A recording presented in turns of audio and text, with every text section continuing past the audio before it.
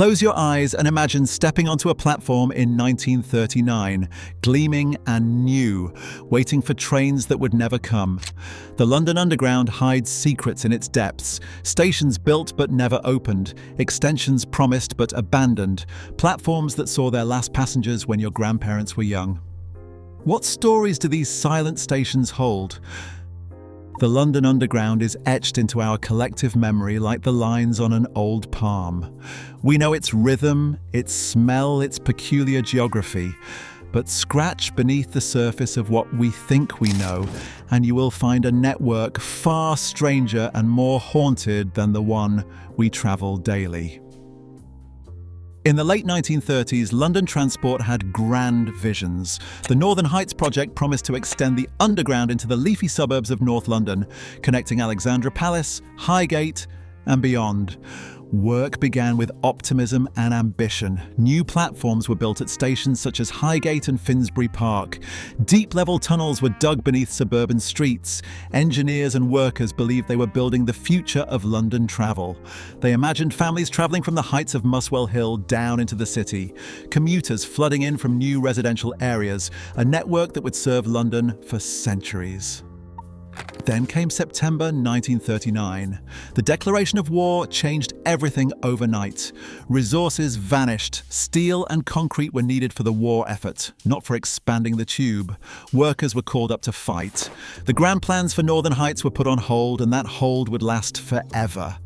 Some sections were completed but never saw regular passenger service. Others became something else entirely during the dark years that followed. The beautiful new platforms at Highgate stood empty, their tiles gleaming in the darkness, waiting for passengers who would never arrive. Do you remember hearing stories about the tube during the Blitz? Thousands sheltering on platforms whilst bombs fell above. But some of those shelters were in stations that had barely opened, if at all. Down Street Station, closed to passengers in 1932, became a secret underground headquarters for the Railway Executive Committee. Winston Churchill himself held war cabinet meetings in its converted platforms, making decisions that shaped history whilst Londoners huddled in neighbouring stations above. The ornate red terracotta facade on Piccadilly became a secret entrance to wartime power, hidden in plain sight.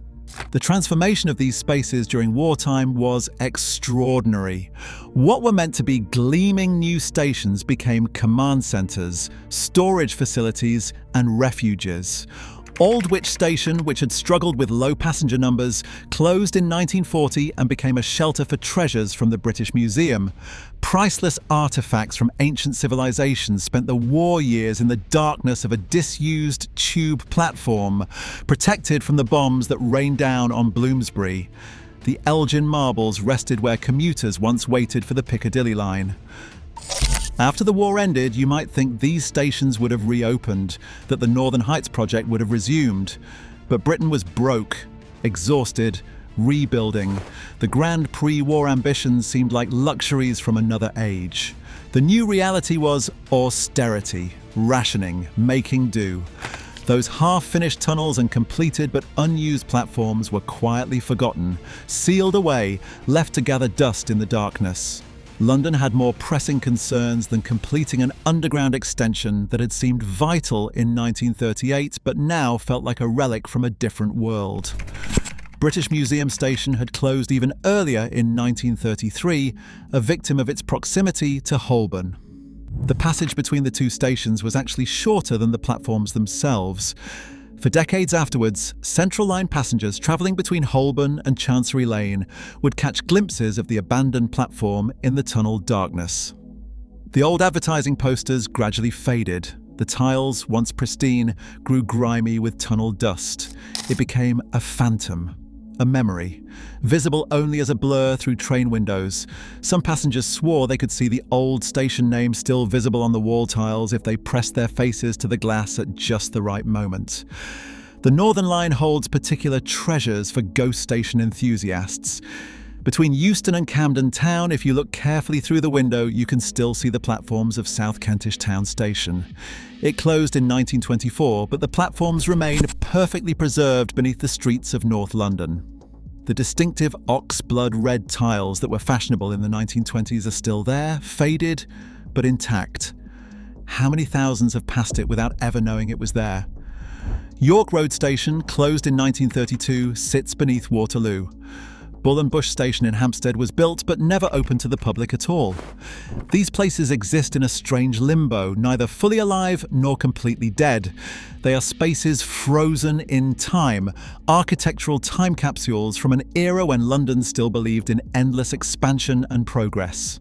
The Art Deco fixtures and fittings, the enamel signs, the platform clocks all remain preserved by accident rather than design. Imagine the final day of service at one of these doomed stations. Staff members going through familiar routines, passengers buying tickets, the ordinary ballet of daily commuting, none of them knowing it was the end. The ticket seller closing the booth for the last time, the platform guard blowing the whistle for the final departure. Did they feel the weight of that moment? Or did it pass like any other? Perhaps there was a brief announcement, a polite notice about alternative routes, and then silence. The last passengers to use these stations went home to their ordinary lives, never imagining they had witnessed a small ending. Perhaps a secretary hurrying to work, a schoolboy on his way home, a pensioner visiting family.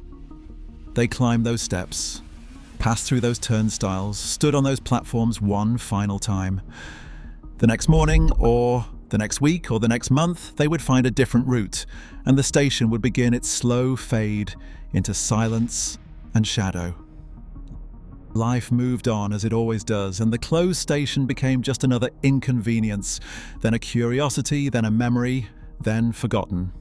The atmosphere in these abandoned stations is extraordinary.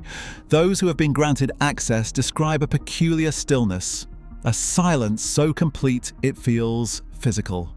There are old posters advertising long-forgotten products, direction signs pointing to nowhere, and ticket barriers that will never click again. There is something profoundly moving about spaces built for crowds that now stand empty. The air is different down there, stale and undisturbed, thick with decades of accumulated dust and quiet. Think about the workers who built these stations in the 1930s. The pride they must have felt constructing these beautiful modernist spaces. The attention to detail in the tile work, the signage, the platform edges. They were building for generations to come, or so they thought. They could never have imagined that their work would end up as curiosities, as ghost stations, as places that exist but do not function. The craftsmen who laid each tile, who fitted each light fixture, who painted each sign, did so believing they were contributing to London's future. Some of these abandoned spaces found new purposes over the decades. During the Cold War, several were secretly adapted as nuclear bunkers and emergency government facilities. The irony is thick. Stations built to bring people together, to facilitate movement and connection, transformed into hideaways for the privileged few in case of apocalypse. The Northern Heights tunnels, which were supposed to carry commuters to Alexandra Palace, were considered for conversion into secure communication centres.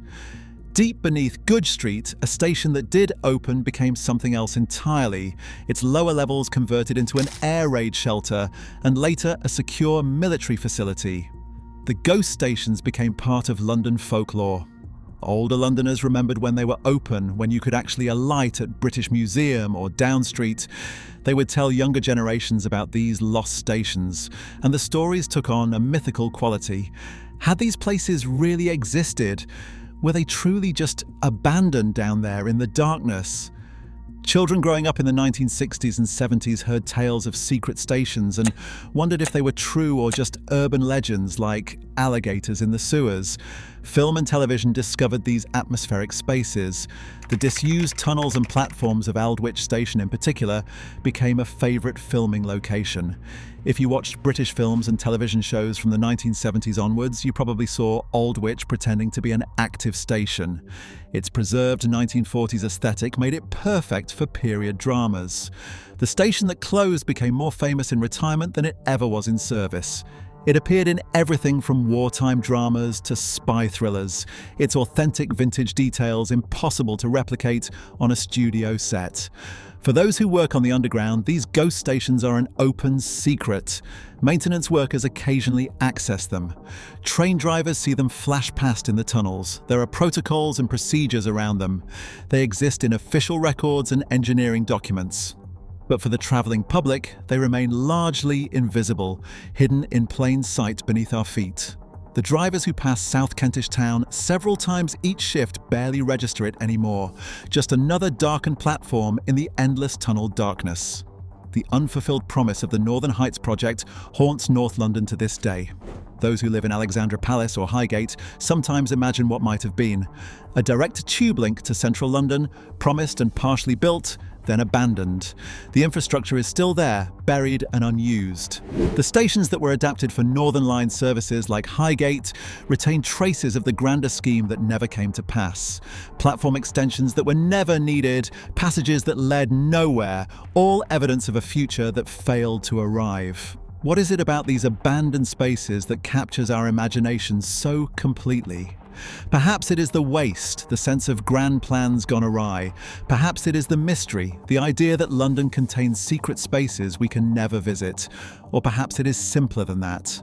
Perhaps abandoned stations remind us that nothing lasts forever, that even institutions as permanent seeming as the London Underground are subject to the whims of history, economics, and war.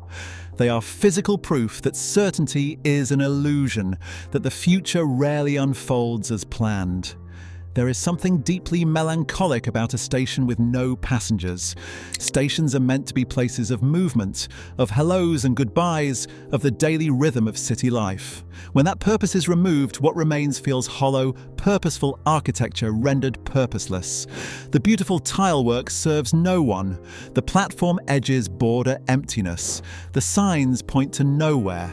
It is like visiting a theatre after the audience has left, when the lights are up and the magic has drained away, leaving only painted scenery and empty seats. Some abandoned stations have been given new life in recent decades. Old street stations' disused tunnels became a training facility for emergency services. Aldwych opens occasionally for guided tours and events, allowing the public to walk platforms their grandparents might have used. These glimpses behind the veil are precious, offering tangible connection to London's transport history. Standing on those platforms, you can almost hear the echoes of the past, the announcements, the footsteps, and the rumble of trains that stopped running generations ago. But most remain sealed, accessible only to those with official business or special permission. They are preserved by neglect, by the simple fact that it costs money to demolish them and there is no pressing need to do so. They persist as accidental monuments to mid-20th century ambition and the disruptions of war. Down there in the darkness, the clocks have stopped, the ticket machines are silent, and time itself seems suspended in a permanent state of waiting. The Northern Heights project stands as perhaps the most poignant of all these abandoned schemes. So much was built, so much money spent, such grand visions entertained. Then the war came, everything changed, and the dreams of 1938 became the ghosts of 1946. The tunnels that were dug remained dark, and the platforms that were built remained empty. Whole sections of railway infrastructure, millions of pounds worth of construction, were left to moulder beneath the suburbs that were supposed to benefit from them. Every abandoned station has its own story and its own reason for closure. Low passenger numbers, proximity to other stations, war, economic depression, changing travel patterns. But they all share a common thread. They represent roads not taken, futures that never arrived, Londons that might have been but were not. They are the physical manifestation of abandoned dreams, of plans interrupted, of history taking an unexpected turn. The ghost lines of the Underground are woven through the London we know like a secret text beneath the visible page. They remind us that history is not just about what happened, but also about what almost happened, what was planned but never realised, what began but did not finish. Every journey we take on the tube passes over, under or beside these silent witnesses to London's complicated past. They are there, just beyond the tunnel walls, just beneath our feet, waiting in the darkness, preserved and forgotten in equal measure. These silent platforms and sealed tunnels are more than curiosities. They are monuments to hope and disruption, to grand plans and harsh realities. Every ghost station beneath London tells a story of a future that never arrived. Next time you travel the tube, remember that you are passing through layers of history, riding above and beside the dreams of generations past. What lost places from your own past do you remember? Share your memories in the comments below. The past is never as far away as we think.